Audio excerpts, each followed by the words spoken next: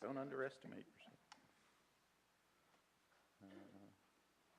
There's that, and yeah, there we go. Let me start with a trigger warning. This will be a deeply impractical talk. I will argue that our current system of research regulation is outdated and dysfunctional, but also say that researchers have to follow it, so this might cause some moral distress. In some cases, that leads people to be hostile to the speaker. Don't do that. I'm just the messenger here. I never know what to call a disclosure these days, since I've been accused of conflicts of interest for every one of the things on this slide, so now I put them all up there. This is everybody I've gotten money for or given time to.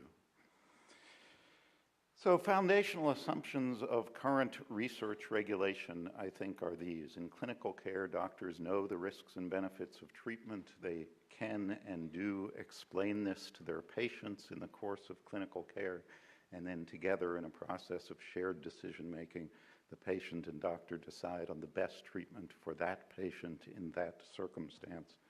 Whereas in research, investigators acknowledge that they don't know which treatment is best, and to find out, they are happy, willing, even eager to sacrifice patients' interest for the sake of the science that allows them to get an answer to an important research question. In other words, clinicians are smart, good communicators, and can be trusted, while researchers are heartless, don't care about patients, and thus are in constant need of moral supervision. There's a deep history of this sort of philosophical distrust. It goes back to the 50s, but in its modern version, that would be post-Belmont. Larry Churchill, I think, is one of the first who articulated it. This deep history sees the moral obligations of clinicians and the moral obligations of researchers as being very different. The acknowledged goal of the physician-patient relationship is healing or the health of the patient. The scientific investigator cannot claim this goal or the moral authority that goes with it. Or Brody and Miller, what defines a doctor-patient relationship is the overriding commitment of the physician to that individual patient's benefit. Research participants form a different sort of relationship with the professionals in charge. Failing to see the difference between these two sorts of relationships creates a fundamental problem for protecting patients or subjects from exploitation. This way of framing the problem is deeply embedded in the DNA of current research regulation, so that it doesn't look so much at the risks of particular clinical trials, but it looks at as the risks of being taken care of by somebody whose fundamental moral commitments are not to the well-being of the patient. I think this is a narrow and outdated view. It was really a response to the sorts of abuses that got famous in Tuskegee and Willowbrook, which were non-therapeutic studies taking advantage of vulnerable populations in the name of science. And I think this approach to research regulation has been pretty good at curtailing those kinds of research abuses. But it doesn't make sense for most type of clinical research now, particularly the kind of research that we're talking about with learning healthcare systems. Furthermore, 9 out of 10 clinical researchers disagree with this view. This is a non-scientific finding. But they say things like, this is Jay Katz, who was one of the strongest advocates for doctor-patient communication and shared decision-making, informed consent. Research and therapy, pursuit of knowledge and treatment are not separate but intertwined. Or Keith Barrington, a neonatologist in Canada, I have a fiduciary obligation to provide optimal treatment. I also have a moral obligation to know what optimal treatment is. And I also simultaneously have a moral obligation as a researcher to keep trying to find out what the best treatments may be. He doesn't see these as being in conflict, but sees them as being thoroughly harmonious and even synergistic. Or this quote from a role in the paper in the New England Journal about 10 years ago: the alternative to clinical research is not individualized and thus better patient care, but merely the pretense of omniscience that physicians do not and cannot possibly have.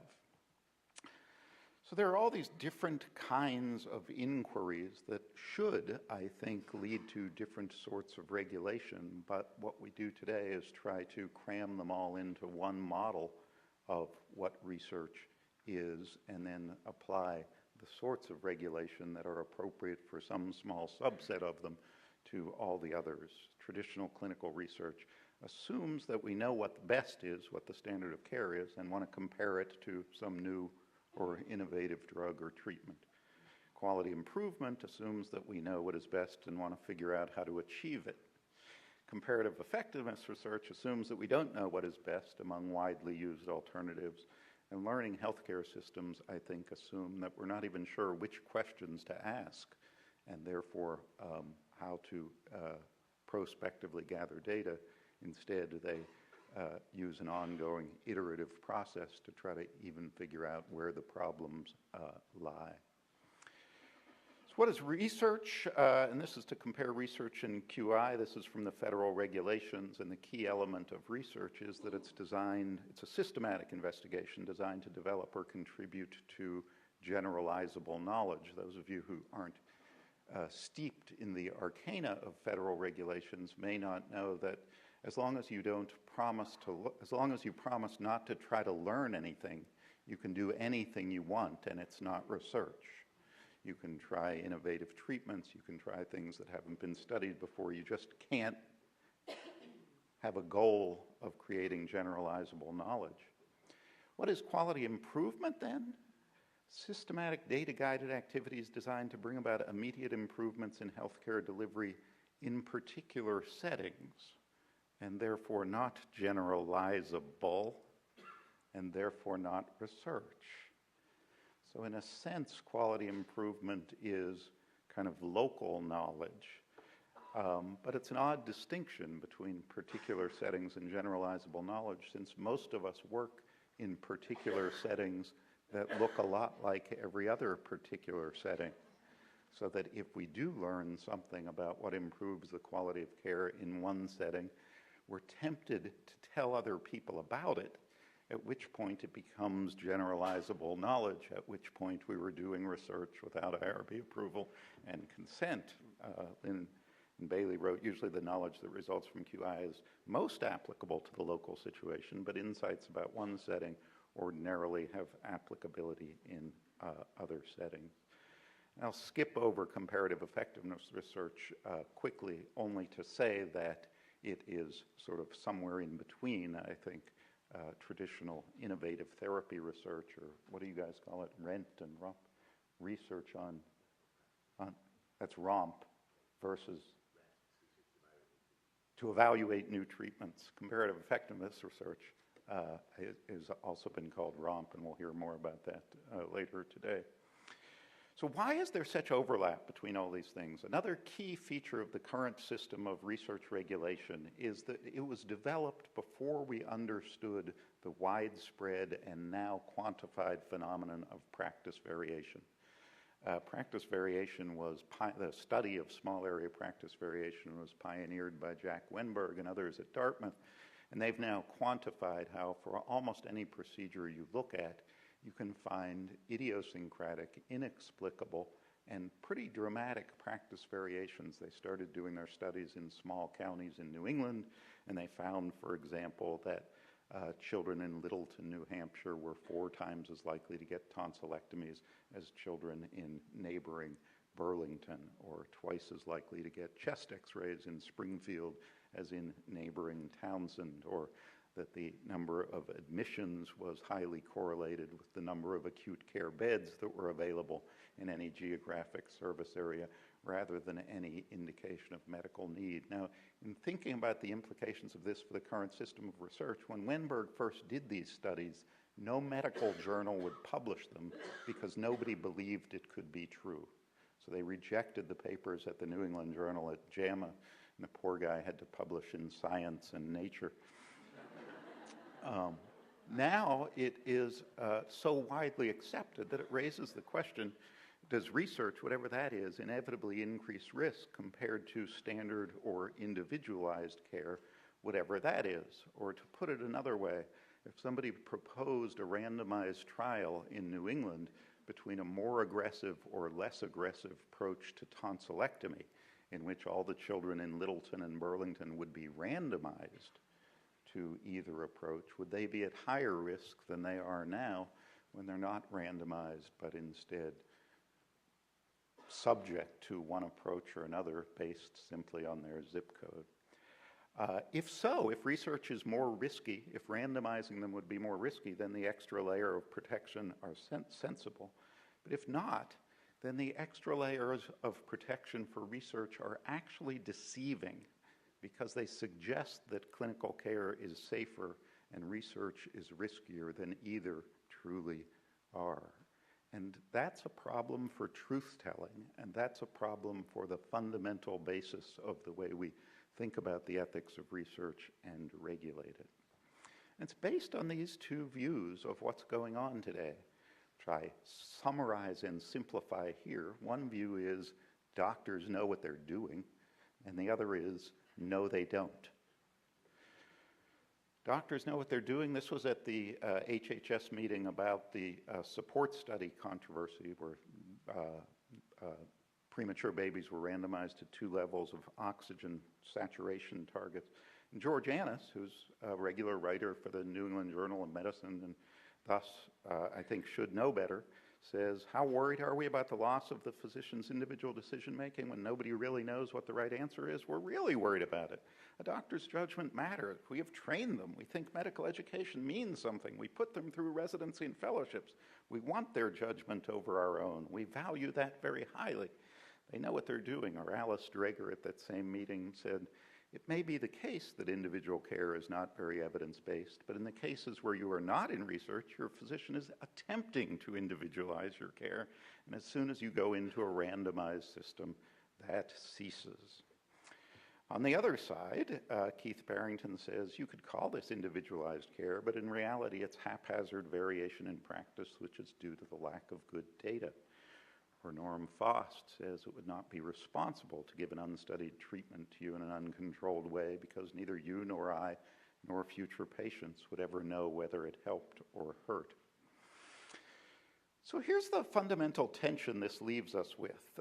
The ethics of research are such that research is seen as risky and totally optional. Nobody has an obligation to participate in research. Patients are mandatorily protected from participating in research. Even if they want to participate, they're not allowed to unless the research goes through the various approval processes, which require special permission to do research and then rigorous oversight.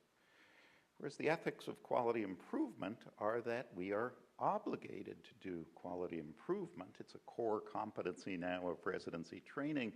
It's a requirement for maintenance of certification by the American Board of Pediatrics and the American Board of Internal Medicine, and thus patients are obligated to participate in quality improvement projects with no consent, no oversight, and no prior approval by an IRB. But many of the activities that we do as part of research and that we do as part of quality improvement are exactly the same activities. How do you know if you're improving quality if you don't study it? And if you study it, you're doing research. So we may have an ethical obligation to do something that we are ethically and legally prohibited from doing. That is, studying outcomes in ordinary practice settings in order to improve quality and save lives. So my view on this is that unstudied treatments have unknown risks, and research studies, whatever you call them, to discover and quantify those risks are generally as safe or safer than providing those treatments in an unstudied way, that we all have an obligation to do and to participate in those studies, and we need a new system of oversight that recognizes that. If you're interested, here are 4 recent papers that compared the risks to people in studies to the risks of people with similar conditions who were eligible for those studies and not enrolled, and showed that being in the studies was generally had no increased risk.